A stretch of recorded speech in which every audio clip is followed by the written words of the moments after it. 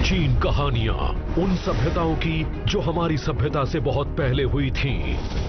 दंत कथाओं में पहले से पहले की बात की जाती है, जब देवता और आम इंसान पृथ्वी पर साथ में रहते थे। नई खोजें जो पारंपरिक इतिहास को चुनौती देती हैं। मेसो अमेरिकन साइट्स ने आर्कियोलॉजी की समय सीमा 10,000 साल से कई लाख साल पुरानी कर दी है। और ये मॉन्यूमेंटल स्ट्रक्चर सबूत हैं कि हमारे ख्याल से हम जो पृथ्वी के बारे में जानते हैं वो सब गलत है। ये पिरामिड सिटी पानी में काफी गहराई में है और ये करीब 50,000 साल पुरानी होगी। मेरे दिमाग में इस बात को लेकर कोई शक नहीं है कि पृथ्वी पर जो प्री एग्जिस्टिंग सिविलाइजेशंस थी, उनके पास बहुत उन्नत टेक्नोलॉजी थी और उन्हें दूसरी दुनिया के जीवों से मदद भी मिलती थी। लेकिन अगर पृथ्वी पर मानव सभ्यताएं लाखों साल पहले थीं, तो उनका क्या हुआ? और क्या जल्दी ही हमारा अंजाम भी उनके जैसा ही होने वाला है? ब्रह्मांड में एक दरवाजा बना है और उसके पार है वो सच जिससे हम अनजान हैं। उसे जानने के लिए हमें हर उस बात पर सवाल उठाने होंगे जो हम जानते हैं। सबूत हमारे आसपास ही है। हमारा भविष्य हमारी नजरों के सामने है। हम अकेले नहीं हैं। हम कभी अकेले रहे ही नहीं। The world before time. April 2018। NASA scientist Gavin Schmidt और एस्ट्रोफिजिसिस्ट एडम फ्रैंक ने एक बड़ा चौंकाने वाला लेख लिखा जिसने एक बड़ा अहम सवाल उठाया था। क्या पृथ्वी पर हमारे अतीत में ऐसी सभ्यताएं थीं जो इतिहास के पन्नों में जगह ही नहीं पा सकी? उस लेख ने एक बड़ा दिलचस्प सवाल उठाया था, क्या हम ऐसी सभ्यताओं का पता लगा सकते हैं जो लाखों साल पुरानी हो? और इसका जवाब बस एक ही है, नहीं, क्योंकि उन सभ्यताओं के सारे सबूत और उनके अवशेष वक्त के साथ गायब हो गए। उनका कहना था उनसे जुड़े सबूत ढूंढ पाना बहुत मुश्किल है। एक जमाने में पृथ्वी पर ऐसी विनाश लीला हुई थी जिसमें उन सभ्यताओं के सारे सबूत नष्ट हो गए। वो टेक्नोलॉजिकल सिविलाइजेशन कुछ 100 साल की ही थी और इतना समय फॉसिल रिकॉर्ड के हिसाब से बहुत लंबा टाइम फ्रेम नहीं है। अगर हमारी सभ्यता भी नष्ट होती है तो आने वाले दिनों में शायद हमारा भी कोई रिकॉर्ड न मिले। अगर मानव सभ्यता खत्म हो जाती है तो आज से 1000 साल बाद हमारी आसमान छूती इमारतों और हमारे वजूद का भी कोई सबूत नहीं रह जाएगा। तो ये कोई नहीं जानता कि आज से 1 लाख साल बाद या फिर शायद लाखों साल बाद क्या बचा रह जाएगा। मुख्य धारा की आर्कियोलॉजी मानती है कि सबसे पुरानी सभ्यता आज के इराक के आसपास करीब 3000 बीसी में बसी थी। लेकिन कई प्राचीन लोगों के बचे खुचे इतिहास से पता लगता है कि जो पृथ्वी पर रहने वाले इंसान थे और जो आसमान से आए देवता थे, वो साथ में ही यहाँ रहते थे। दंत कथाएं तो चली आ रही हैं, पीढ़ी दर पीढ़ी से, यानी कई पीढ़ियों से। उनमें पहले से भी पहले की बात कही जाती है, जब देवता और इंसान साथ में पृथ्वी पर रहते थे। हेसियोड एक ग्रीक लेखक थे जिन्होंने 5 एजेस ऑफ मैन लिखी थी। Golden age, silver age, bronze age, age of heroes और age of iron. Golden age में लोग देवताओं के साथ बड़ी शानदार जिंदगी बिता रहे थे। उन्हें लगता था कि ये कोई मिथक नहीं है। एस्टेक्स भी इंसानों के अलग युग में हुए थे। दूसरी संस्कृतियों का भी अलग अलग दौर रहा है और ये सिलसिला काफी पुराना है। ये उनकी ओरिजिन्स से भी जुड़ा है।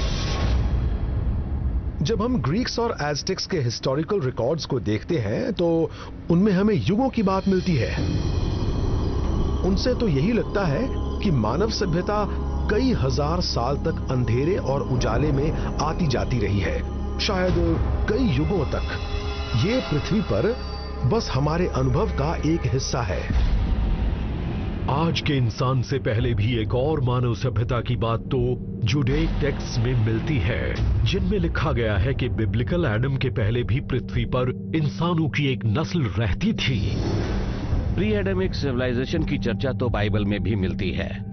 उसमें एक बड़ी ही दिलचस्प जीनियोलॉजी है जो हमें बुक ऑफ जेनेसिस चैप्टर 36 में नजर आती है। और उसमें लिखा है कि ये वो राजा थे जो ईडम पर राज करते थे, इजराइल के राजा से बहुत पहले। एडम के पहले भी पृथ्वी पर ह्यूमनॉइड नस्ल के जीवों की सभ्यताएं बसी थीं, जो काफी बुद्धिमान और टेक्नोलॉजिकली एडवांस्ड थीं। इनॉकियन लिटरेचर के मुताबिक हमारे पास उसके रिकॉर्ड है जिसके मुताबिक वो टेक्नोलॉजिकली काफी एडवांस थी और उनके पास शायद न्यूक्लियर टेक्नोलॉजी भी थी।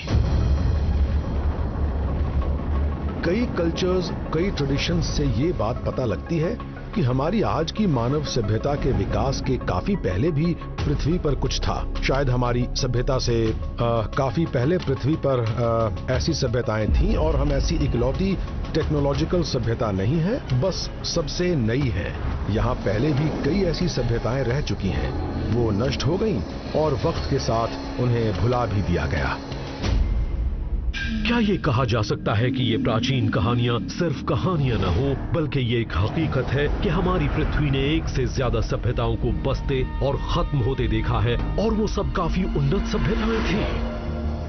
कई कहानियों में उस गोल्डन ईरा की बात कही गई है जब इंसान और देवता साथ रहते थे।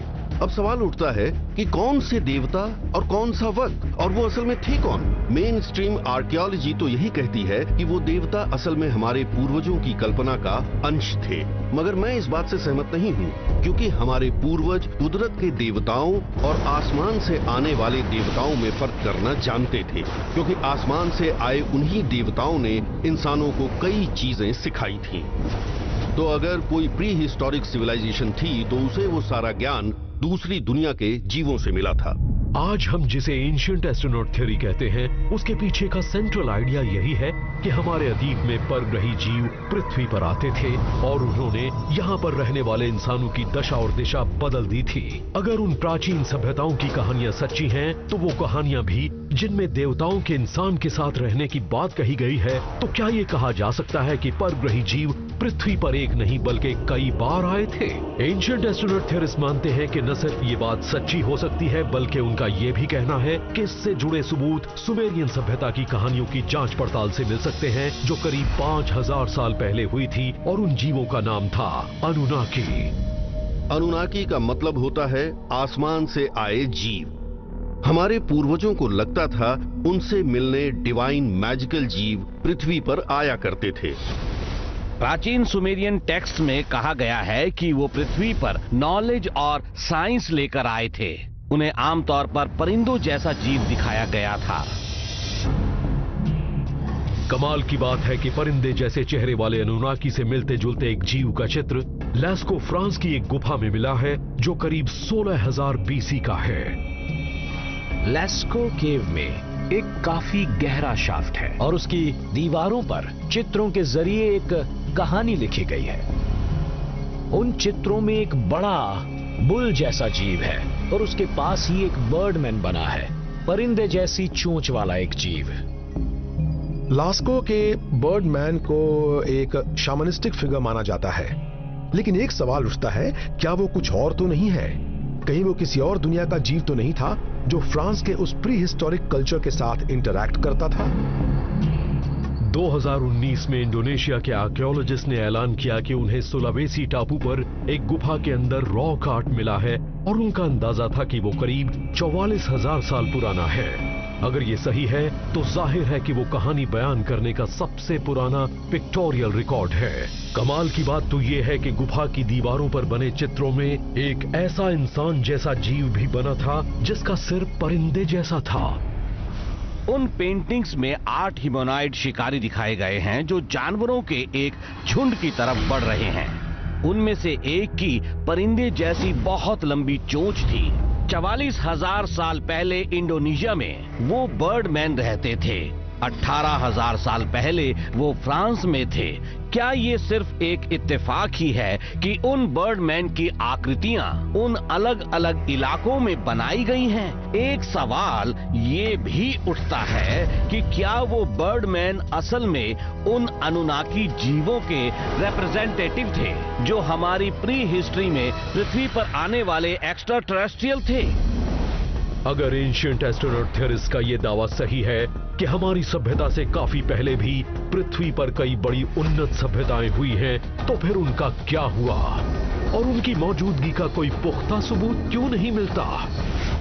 कई तो मानते हैं कि जवाब हमारी नजरों के सामने छिपा है और उनके वजूद से जुड़े पुख्ता सबूत उन चीजों में मिलते हैं जो बड़ी आसानी से समय की मार भी सह लेते हैं। पत्थर।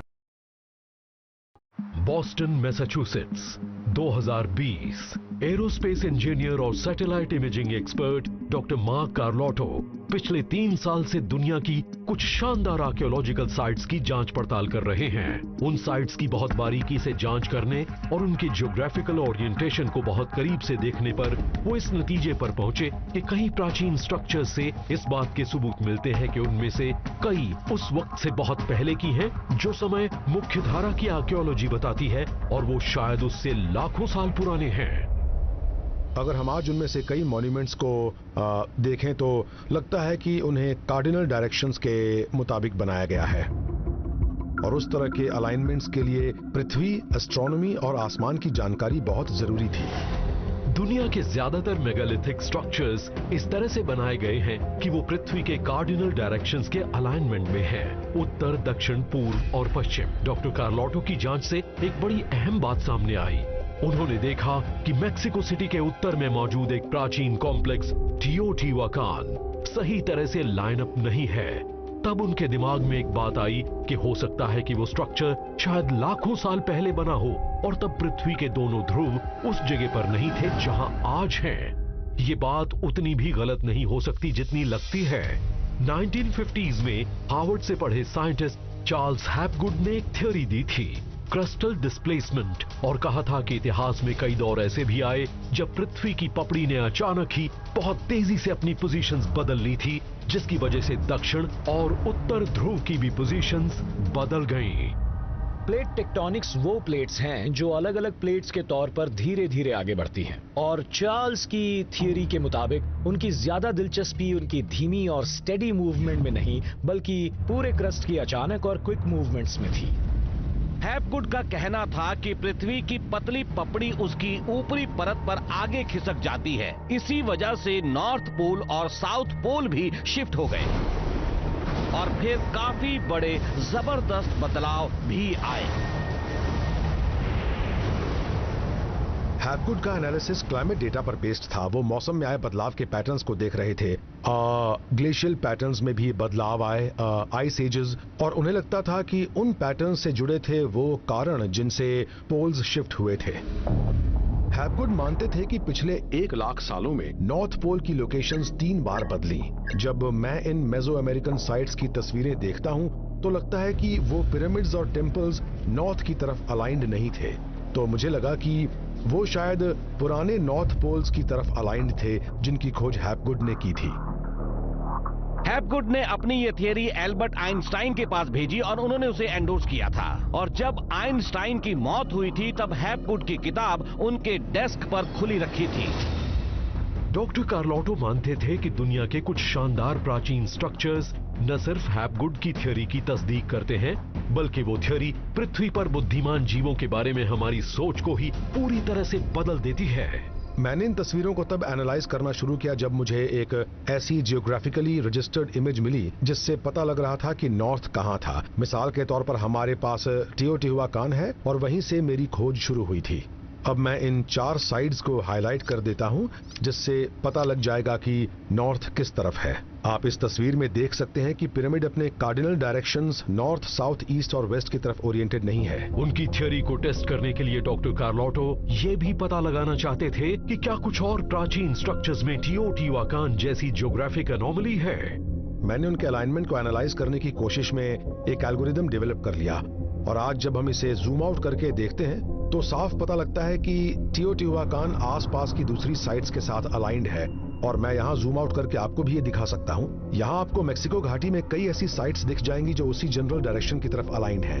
ये सभी लाइंस असल में मेरिडियंस हैं और ये हडसन बे के ईस्ट के एक पॉइंट की तरफ जा रही हैं। कमाल की बात है कि ये साइट्स उस लोकेशन की तरफ अलाइन हैं जिसके बारे में हैपगुड ने कहा था कि वहां कभी नॉर्थ पोल था। हैपगुड मानते थे कि हडसन बे पोल आज से 12,000 से 18,000 साल पहले था और इन साइट्स का अलाइनमेंट उस खास पोल की तरफ है, जिसका मतलब है वो पोल भी उतना ही पुराना था।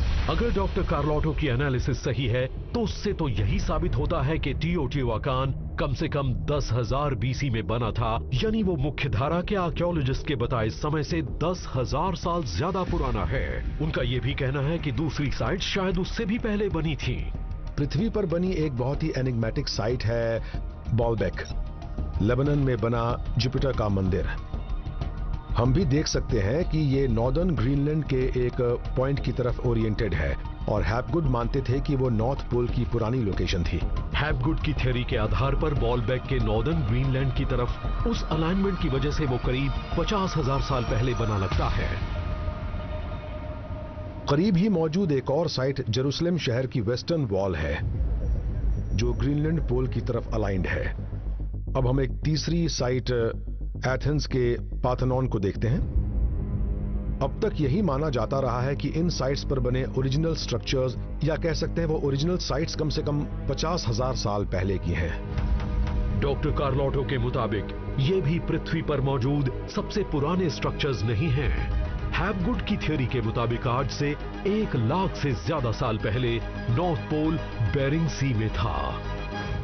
ये ओयेटे टैम्बो में बना 6 मोनोलिथ्स का मंदिर है और ये सन टेम्पल है।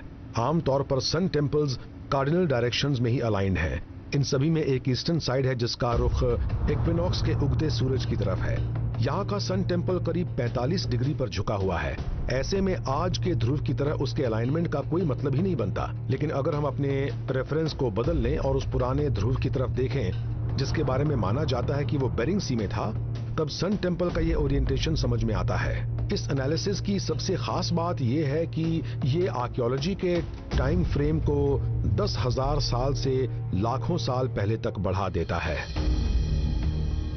तो मैं तो यही मानता हूं कि एज़टेक्स के 5 युग, ग्रीक्स के 5 युग और पोल की पुरानी और मौजूदा लोकेशंस एक दूसरे से जुड़ी हैं। ये सब एक ही कहानी कहती हैं। इस तरह से जो पोल शिफ्ट्स हुए उसकी शुरुआत की कहानी भी बड़ी चौंकाने वाली है। ये स्ट्रक्चर्स आर्कियोलॉजिस्ट्स की मान्यताओं से काफी पुराने हो सकते हैं और फिर लोगों ने उन्हें सैकड़ों या हजारों साल बाद दोबारा ढूंढा और उनका फिर से इस्तेमाल करने लगे। ये बात ही बड़ी दिलचस्प है। क्या जमाने पहले लुप्त हो चुकी सभ्यताओं के अवशेष आज भी बचे हुए हैं? उन सभ्यताओं के जो आज से 1 लाख साल पहले की थी, मगर उन्हें विद्वानों ने गलती से हाल का मान लिया था। शायद इससे जुड़े सबूत हमें उन प्राचीन लेखों की जांच पड़ताल से मिल सकते हैं जो 10,000 साल ज्यादा से पहले के हैं। बॉस्टन, मैसाचुसेट्स, 1 फरवरी 2019। जियोलॉजिस्ट डॉक्टर रॉबर्ट शॉक और उनके कॉलीग डॉक्टर मानू सेफजेडे ने एक ऐसी खोज का ऐलान किया जो मानव इतिहास की मान्य टाइमलाइन के बारे में हमारी सोच ही बदल देगी। उनका कहना था कि उन्हें टर्की में गोबेकली टेपे की करीब 12,000 साल पुरानी आर्कियोलॉजिकल साइट पर एक हायरोग्लिफिक राइटिंग मिली है। अगर ये सही है तो जाहिर है यह आज तक मिले किसी भी लेख से कई हजार साल पुराना है। मैं तो यही मानता हूं कि गोबेकली टेपे में हमें इस बात के सबूत मिले हैं कि वहां न सिर्फ राइटिंग और सिंबॉलिक नोटेशंस हैं, बल्कि कुछ पिलर्स पर लिखे लेख भी हैं। हम अभी भी उन्हें इंटरप्रेट करने की कोशिश कर रहे हैं और अगर ये एनालिसिस सही है तो जाहिर है उन्होंने लेख लिखे थे। अभी तक की पारंपरिक मान्यता तो यही है कि पृथ्वी पर लिखाई पढ़ाई का दौर ही गोबेकली टेपे बनने के 6,000 या 7,000 साल बाद शुरू हुआ था। और हम अब गोबेकली टेपे में जो देख रहे हैं उसे देखकर नहीं लगता कि वो शुरुआत थी। क्या गोबेकली टेपे के पत्थर के पिलर्स पर मिले वो अनूठे सिंबल्स उस राइटिंग सिस्टम के सबूत हैं जिसे एक लुप्त सभ्यता ने विकसित किया था? वो सभ्यता जो 12,000 साल पहले हुई थी। एंशिएंट एस्ट्रोनॉट थ्योरिस्ट मानते हैं कि कई ऐसी लुप्त सभ्यताओं के पुख्ता सबूत मिले हैं जो कि आम मान्यता के मुकाबले काफी पुरानी थी। पिनार डेल रियो, क्यूबा, 2001। कनेडियन एक्सप्लोरर पॉलिना ज़िलेट्स्की और उनकी टीम यहां समंदर के किनारे से कुछ दूर एक ओशनिक सर्वे कर रही थी, तभी उन्हें पानी के नीचे करीब 2000 फुट की गहराई में कुछ बड़े अनूठे फॉर्मेशंस दिखे।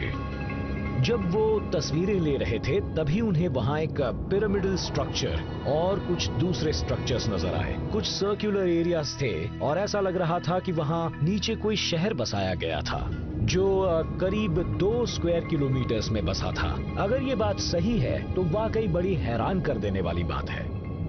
वो पिरामिड सिटी पानी में इतनी गहराई में है कि जियोलॉजिस्ट और आर्कियोलॉजिस्ट्स मानते हैं कि वो कम से कम 50,000 साल पुरानी है, क्योंकि तभी सी लेवल्स इतने नीचे थे।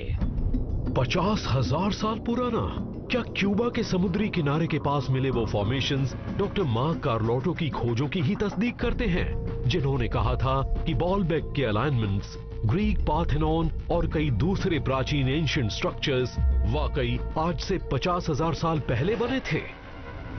हमें दुनिया भर में पानी के नीचे मौजूद खंडहर मिलते हैं। लेक टिटिकाका में पानी के नीचे खंडहर मिले। योनागुनी नाम के सदर्न जैपनीज आइलैंड में योनागुनी का फॉर्मेशन मिला। भारत में भी द्वारका जैसे पानी के नीचे मौजूद शहरों के अवशेष मिले हैं और द्वारका भगवान कृष्ण की नगरी थी। इंडियन आर्कियोलॉजिस्ट्स कई साल से उसे मिथिकल सिटी ही मान रहे थे, लेकिन फिर उन्हें गुजरात में समंदर में उसके अवशेष मिले। मेडिटेरेनियन में 200 से ज्यादा डूबे हुए शहर हैं।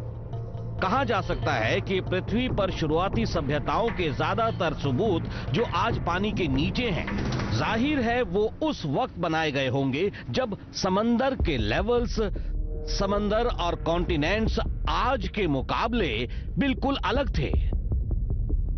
ये सबूत यही इशारा करते हैं कि कई सभ्यताएं और संस्कृतियां थीं जो आज तक की दुनिया की कहानी में गायब हो गईं।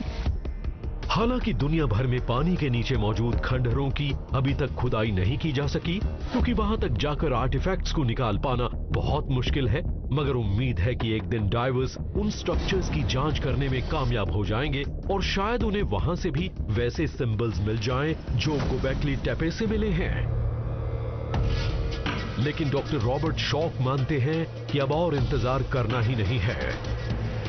1991 में उन्होंने ये कहकर एक बड़ा विवाद खड़ा कर दिया था कि गीजा का ग्रेट स्फिंक्स तो फेरोज के दौर से काफी पहले बना था।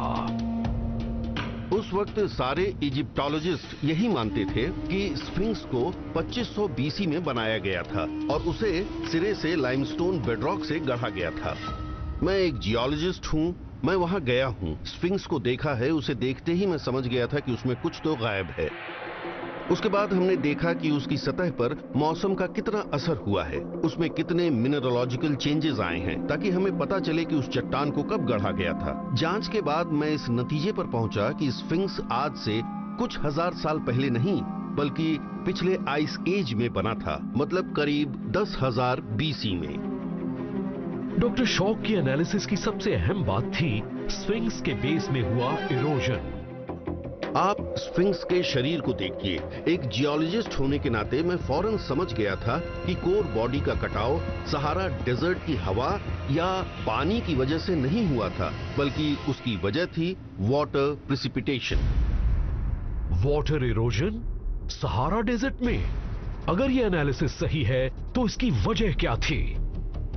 9700 बीसी के आसपास पूरी दुनिया का टेम्परेचर बहुत ज्यादा बढ़ गया था। उसी की वजह से ग्लेशियर्स पिघलने लगे और सी लेवल्स बढ़ने लगे। लेकिन उसकी वजह से एटमॉस्फेयर में काफी पानी चला गया, पर हमारा एटमॉस्फेयर एक हद तक ही पानी होल्ड कर सकता है। ज्यादा पानी प्रिसिपिटेशन से नीचे आता है, मूसलाधार बारिश से नीचे गिरता है। लेकिन अगर एंशिएंट एस्ट्रोनॉट थ्योरीज की यह बात सही है कि इजिप्ट के वो मेगालिथिक स्ट्रक्चर्स 10,000 साल से ज्यादा पहले बने थे, तो फिर उस उन्नत सभ्यता का क्या हुआ जिसने उन्हें बनाया था?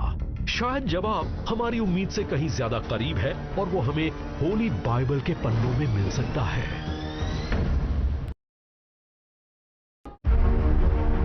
London, England, 2014।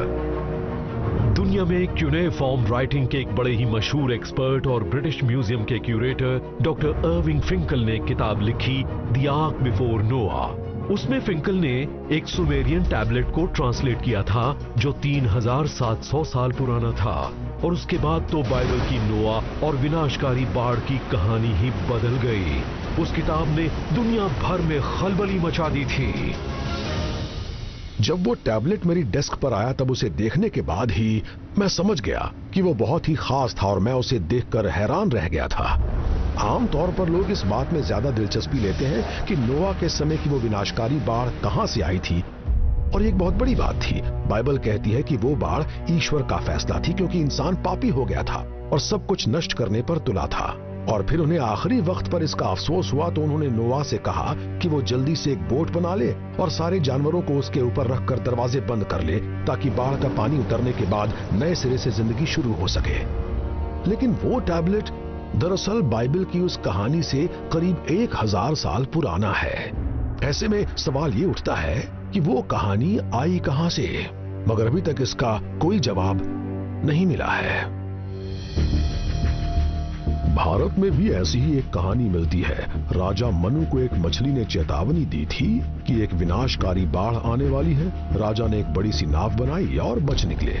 एज़टेक वर्जन कहता है कि एक पवित्र जोड़ा एक मक्का लेकर पेड़ के खोखले तने में छिप गया और इस तरह जान बच गई उनकी। दूसरे वर्जन्स आयरिश लेजेंड, नॉर्स लोर और चाइना से मिलते हैं। उस लिहाज से ये एक बहुत अहम मोटिव है। हमें किताब में लिखा इतिहास पढ़ने की आदत है, पर मानव सभ्यता का ज्यादातर इतिहास किस्से कहानियों में सुनाया गया है। इसका ये मतलब नहीं है कि वो कहानियां मनगढ़ंत है, बल्कि वो ऐसे पल थे जब वो मिथक हमें अपने अतीत की हकीकत बता रहे थे। यूसेलो, the Netherlands, 1940। Dutch archaeologist Cornelis हेट्ज़ोलर एक सैंडपिट की खुदाई कर रहे थे, तभी उन्हें एक बड़ी चौंकाने वाली बात नजर आई। मिट्टी की परत के 50 फुट नीचे राख की एक पतली परत मौजूद थी। वो काली राख की परत थी, तो इससे जाहिर होता है कि उस वक्त एक भारी तबाही आई थी, और वो आज से 11,000 से 13,000 साल पहले की बात है। अगले कुछ साल में राख की वो परत जिसे यूसेलो होराइजन कहा गया, वो दुनिया भर में मिली। यूसेलो होराइजन 4 महाद्वीप के 10 देशों में मिली थी। ऑस्ट्रेलिया, साउथ अफ्रीका के साथ साथ यूरोप और भारत के दूसरे हिस्सों में भी, और दुनिया भर में मिली राख की ये परत सबूत है कि एक बहुत बड़ी तबाही आई थी। क्या राख की ये परत सचमुच दुनिया भर में हुए एक महाविनाश का सबूत है, उसके जैसा जिसे विनाशकारी बाढ़ कहते हैं? जियोलॉजिस्ट डॉक्टर रॉबर्ट शॉक मानते हैं कि वो विनाशकारी घटना और उससे बनी राख की वो परत असल में एक जबरदस्त सोलर फ्लेयर का नतीजा थी। तब सूरज की चमक अचानक ही बहुत तेज हो गई थी। सबूतों के एनालिसिस के बाद मैं इस नतीजे पर पहुंचा कि उस वक्त एक जबरदस्त सोलर आउटबर्स्ट हुआ था।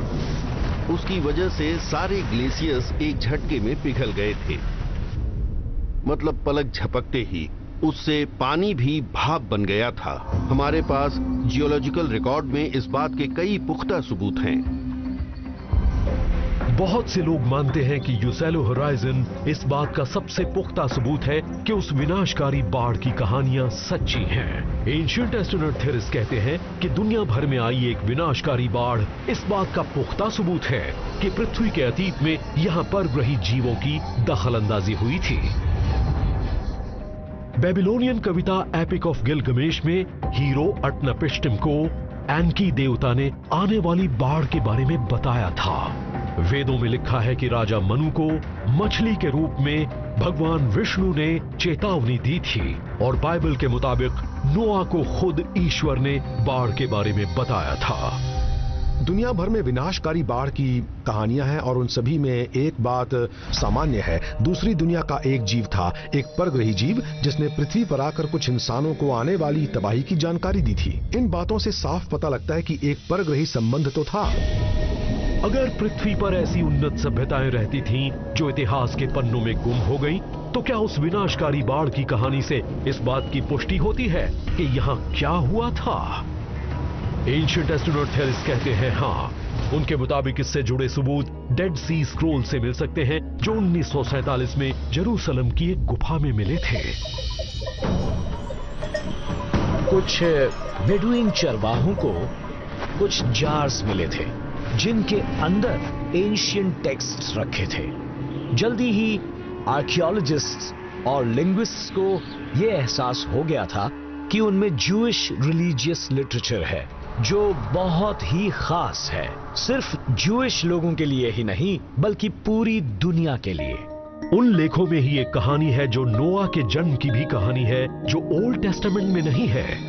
नोआ के बारे में कहा जाता है कि उनकी स्किन बर्फ से ज्यादा सफेद थी, उनके बाल सबसे सफेद ऊन से भी ज्यादा सफेद थे और नोआ की आंखें सूरज से ज्यादा ब्राइट थीं। जब नोआ का जन्म हुआ तब उनके पिता लामैक अपने पिता मेथुसेला के पास गए और कहा, ये मेरा बेटा नहीं है, यहाँ क्या हुआ था? मेथुसेला ने कहा, हो सकता है वो किसी और जगह से आया हो, एक ऐसी जगह से जहाँ इंसान फरिश्तों से मिला था। अब हमें सबसे पहले ये पता लगाना है कि आखिर हकीकत क्या है। मैं तो यही मानता हूँ कि वो लकड़ी से बना कोई बड़ा सा जहाज नहीं था, और अगर हम नोआ को भी इसके साथ जोड़ दें जो दूसरी दुनिया के थे तो जवाब मिल जाता है। क्या दुनिया भर में आई बाढ़ ही उस उन्नत सभ्यता के खत्म होने का कारण बनी थी, उस सभ्यता का जो हमारी सभ्यता से पुरानी थी? और अगर ऐसा हुआ था तो क्या उसके कुछ ऐसे सर्वाइवर्स बचे थे जिन्होंने कहानियों के जरिए बाढ़ से पहले की दुनिया के बारे में बताया था? एंशिएंट एस्ट्रोनॉट थेरिस मानते हैं कि उस विनाशकारी बाढ़ से पहले पृथ्वी पर न सिर्फ एक उन्नत सभ्यता थी बल्कि उस सभ्यता के पास जो टेक्नोलॉजी थी उसके अवशेष भी दुनिया भर में मिल जाते हैं। जेरूसलम 2016। इजराइल एंटीक्विटीज के रिसर्चर्स को डेड सी स्क्रोल्स की स्टडी करने की अथॉरिटी मिली थी और उन्होंने एक बड़ी चौंकाने वाली खोज की। उन्होंने बेहद आला दर्जे की आर्ट इमेजिंग टेक्नोलॉजी का इस्तेमाल करके उस प्राचीन लेख का एक ऐसा पैसेज ढूंढ निकाला है जो हम आंखों से नहीं देख पाए थे। उन रिसर्चर्स ने डेड सी स्क्रोल्स में एक ऐसा नया पैसेज ढूंढ निकाला है जो बताता है कि नोआज आर्क असल में शिप के आकार का नहीं था बल्कि वो पिरामिड के आकार का था।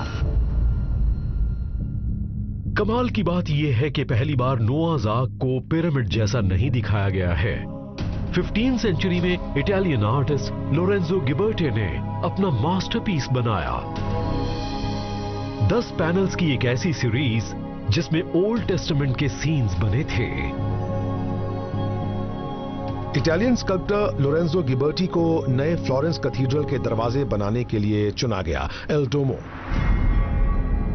उन दरवाजों को गेट्स ऑफ पैराडाइज कहा गया।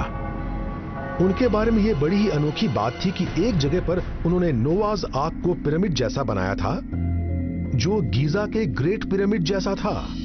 क्या ऐसा हो सकता है कि लोरेंजो जब उस चर्च के लिए काम कर रहे थे तब उन्हें नोआज आर्क के असली रूप का पता लगा था और उसके बाद उन्होंने उसे अपने स्कल्पचर में बना दिया?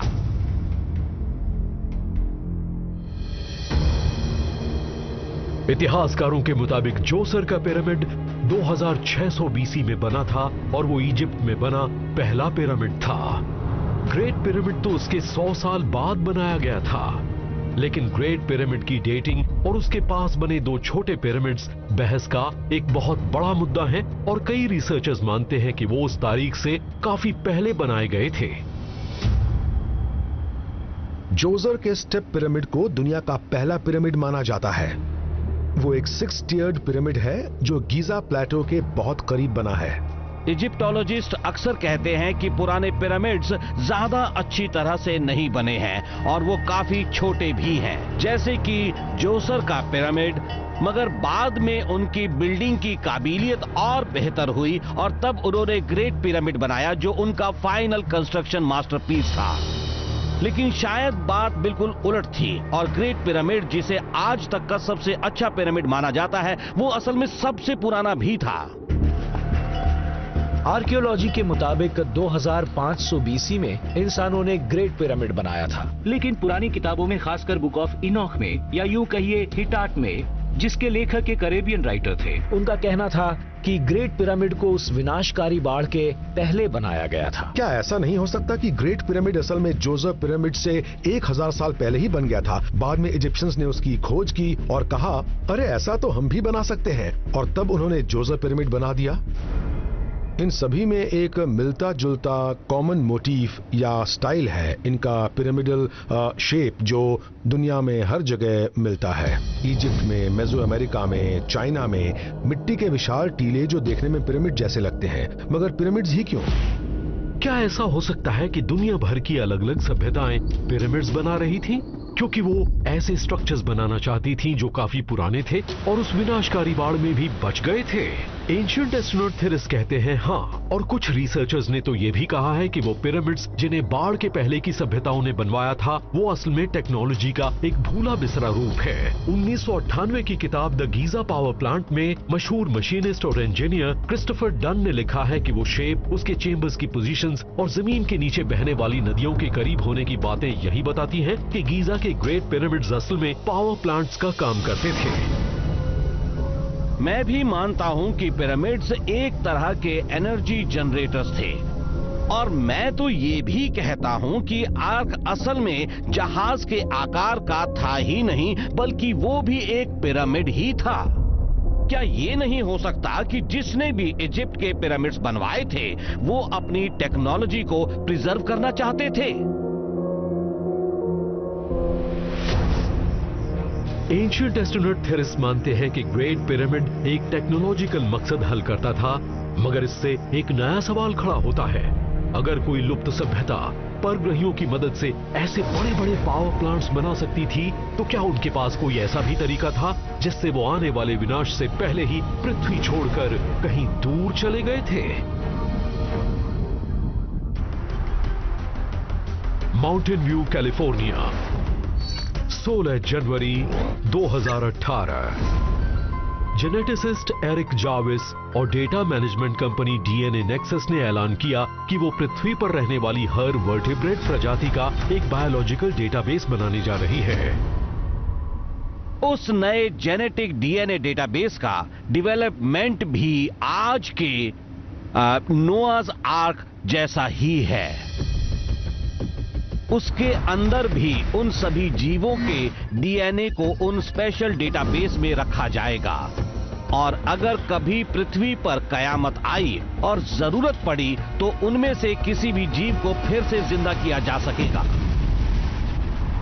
मगर कई रिसर्चर्स मानते हैं कि जब तक कोई ऐसी तबाही आएगी जो पृथ्वी का विनाश कर दे, उसके पहले ही मानव सभ्यता ऐसे तरीके ढूंढ लेगी जो अपने आज के आग को अंतरिक्ष में पहुंचा सके और अपने रहने के लिए एक नया ग्रह ढूंढ ले। हम हमेशा के लिए पृथ्वी पर नहीं रहने वाले हैं।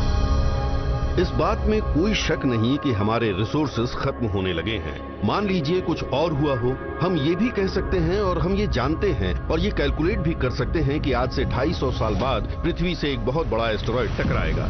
हमें उसके लिए कुछ करना होगा, और अच्छा यही होगा कि हम आज से ही काम शुरू कर दें। 2018 में एक्सियम स्पेस नाम की एक कंपनी ने बताया कि वो पृथ्वी की कक्षा में एक होटल बनाने की योजना बना रही है। इधर नासा भी मंगल ग्रह पर एस्ट्रोनॉट्स भेजने की तैयारी कर रहा है। अगर हम आज अंतरिक्ष में जाने की तैयारी कर रहे हैं, तो क्या ये नहीं हो सकता कि पृथ्वी पर अतीत की उन्नत सभ्यताओं ने भी ऐसा ही किया हो? दुनिया भर की संस्कृतियों में इस बात की चर्चा मिलती है कि इंसानों ने खुद ही पृथ्वी छोड़ने का फैसला किया था। उनमें उसे असेंशन कहा गया है। बाढ़ से जुड़े कई मिथकों में एक कॉमन थीम है कि तबाही की भविष्यवाणी पहले ही कर दी गई थी और उससे बचने का एक ही तरीका था, अंतरिक्ष में जाना। चांद की सतह पर भी कई क्रेटर्स हैं जिनके बीच में पिरामिड्स जैसे स्ट्रक्चर्स बने हैं, और मंगल ग्रह पर भी ऐसे ही पिरामिड जैसे स्ट्रक्चर्स बने हैं। हो सकता है कि उन्हें अतीत में किसी ऐसी सुपर सिविलाइजेशन ने बनाया हो, जैसा कि हम आने वाले दिनों में करने वाले हैं। क्या ऐसा हो सकता है कि चांद और मंगल ग्रह पर बने पिरामिड्स और दूसरे स्ट्रक्चर्स उन जीवों ने नहीं बनाए थे जो पृथ्वी पर आते थे, बल्कि उन्होंने बनाए थे जो यहां से भागे थे? क्या पृथ्वी से भागे रेफ्यूजीज ने वो स्ट्रक्चर्स तब बनवाए थे जब उन्हें अपने लिए एक नए घर की तलाश थी? एंशिएंट एस्ट्रोनॉट थेरिस्ट तो यही मानते हैं कि इन बातों से यही लगता है कि एक और बहुत बड़ी संभावना हो सकती है। आज के दौर की यूएफओ एक्टिविटी देखने के बाद ये सवाल उठता है कि क्या वो यूएफओस उस एंशिएंट सिविलाइजेशन के हैं जो दुनिया में आई तबाही के पहले पृथ्वी से चले गए थे और अब वापस आ रहे हैं? क्या ऐसा हो सकता है कि पृथ्वी पर आज से लाखों साल पहले बसी सभ्यताओं का अंत नहीं हुआ था, बल्कि वो किसी और दुनिया में जाकर जिंदा बच गई थी? और अगर ऐसा हुआ था तो क्या वो अब परग्रही जीवों की तरह अपने उसी घर में वापस लौट रहे हैं? शायद जब हम अंतरिक्ष में और गहराई में जाएं तो हमें वहां परग्रही जीव नहीं बल्कि हम इंसानों के प्राचीन पूर्वज मिले।